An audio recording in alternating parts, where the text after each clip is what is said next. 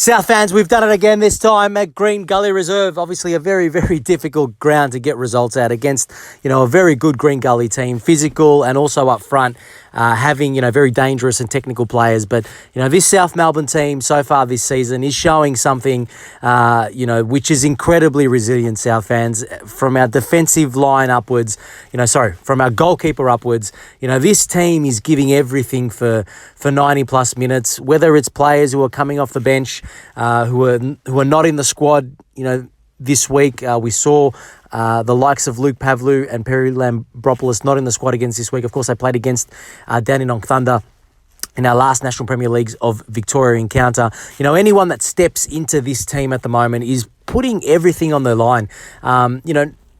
It's not only them giving 90 or so minutes of, full intensity. It's throwing their bodies on the line, trying to get ridiculous blocks. If the physical balance of the game is working against South Melbourne, or if player has been, really crunched, somewhat unfairly by the opposition, the players will defend that player and stand up for him.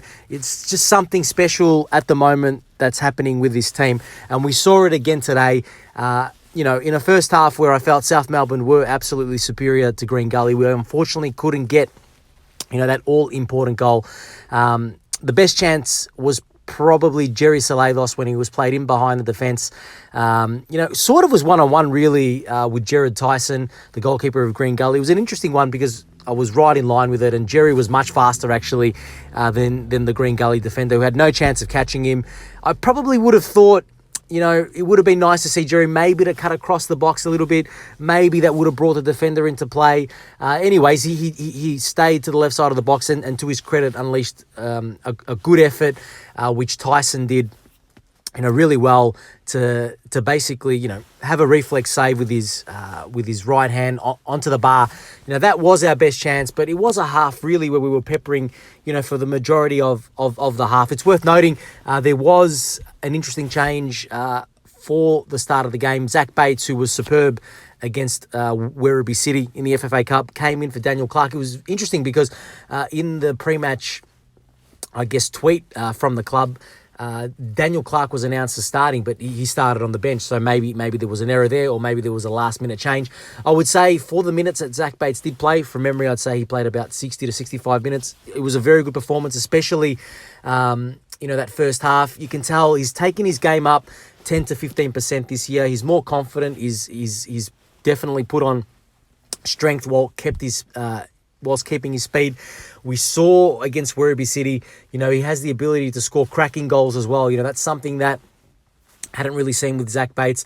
We'd seen him, being on the end of maybe crosses across the box, or finishing, when he's one-on-one. But those two cracking goals that he scored against Werribee, I think, just gave him that next level of confidence. And today, he was a constant menace, especially in that first half where South Melbourne did dominate. Credit, though, to Green Gully. They came out in the second half. They started to, I'd say they had a good period of 20 or 25 minutes where, they were on top. They were not battering South Melbourne at any period of time. Of course, the players, to be able to keep an intensity or to dominate a game for a full 90 minutes is very, very difficult in the National Premier Leagues of Victoria.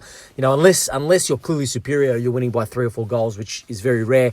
It's difficult to dominate a game, from start to finish in this league. So Green Gully, had their period of 20, 25 minutes in the second half.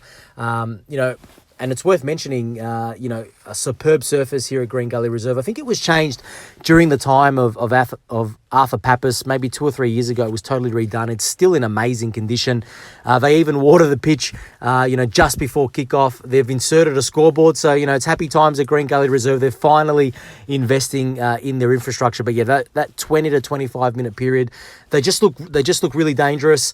But, the South Melbourne defence, time and time again, consistently stands up, and there was no better example, after Marcus Schroen obviously scored that, that wonderful goal in the 82nd minute. He came on and it was just an unbelievable, Burkamp-esque turn by Harrison Sawyer in the middle of the pitch.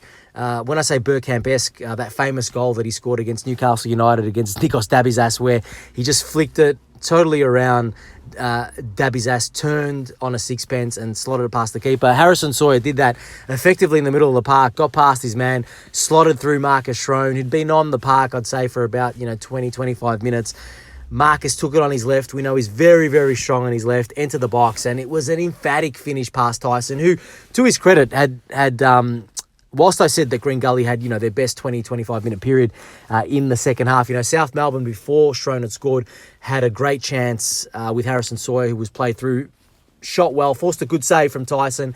Then the follow-up, Tyson dived on it. 2 or 3 Green Gully defenders put their body in the line. It looked like Sawyer may have got there first. He got crunched, and the ball went narrowly wide.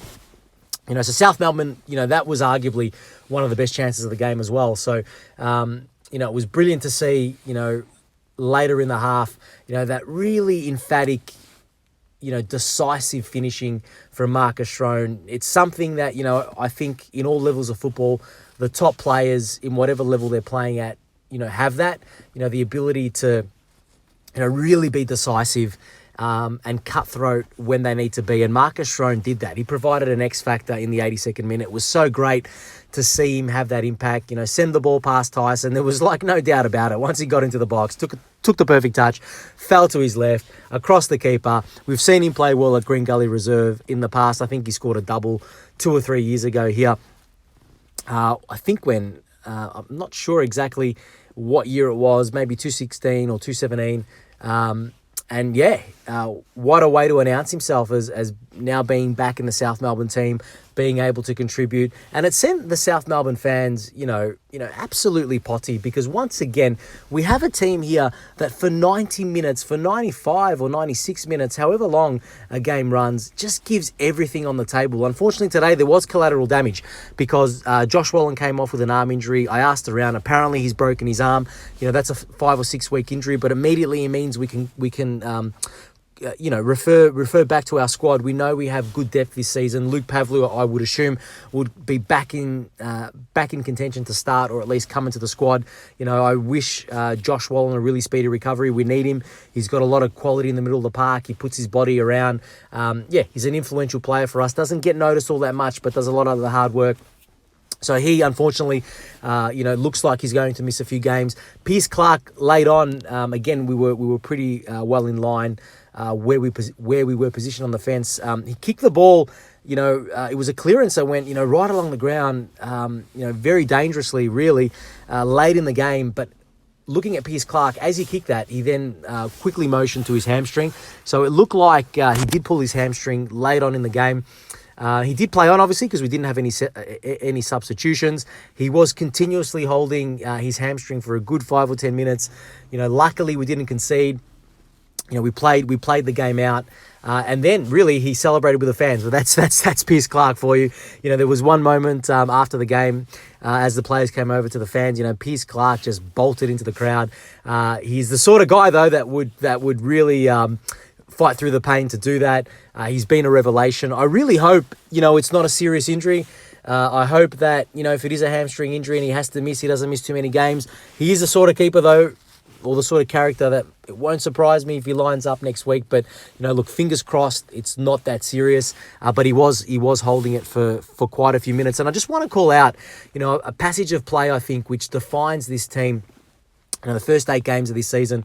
And as this team keeps building. We'd gone up 1-0 and we were obviously trying to defend the game out. Green Gully being at home was starting to apply pressure, and there was a chance that fell into the box. I think it fell, we headed it out, or we didn't get it out properly, and it fell to a Green Gully player, probably about 10 to 12 yards out. He connected really well, and there was 2 or 3 players on the line throwing themselves at the ball. One of them made the block and really secured the win for South Melbourne. That's the sort of team we have this year, South fans. Players are putting themselves on the line. They're top quality players, don't get me wrong. They are very, very good players.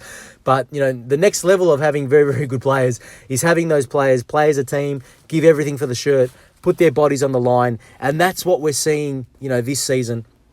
And when we have players like Marcus Schrone, on the bench, players like Daniel Clark on the bench, players like Zach Bates trying to get into the team, we have players like Luke Pavlu missing out, Perry Lambropoulos missing out altogether. We know we have Yanni Panakos, knocking on the door, thirsty to play senior football. I know he's very young, but he looks almost very ready.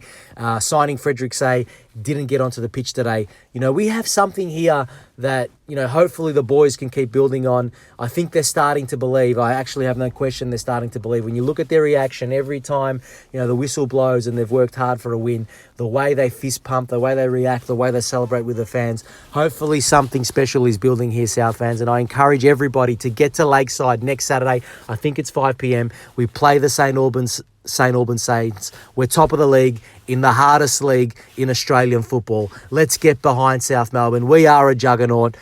We're having a good time. If we want to continue it, every single fan that can make it to the ground, get there. If you can't, watch the stream, comment about it on social media, get behind the club because something's building. And if we can secure 3 points next week against St. Albans, hopefully we'll start to actually build a gap at the top of the table.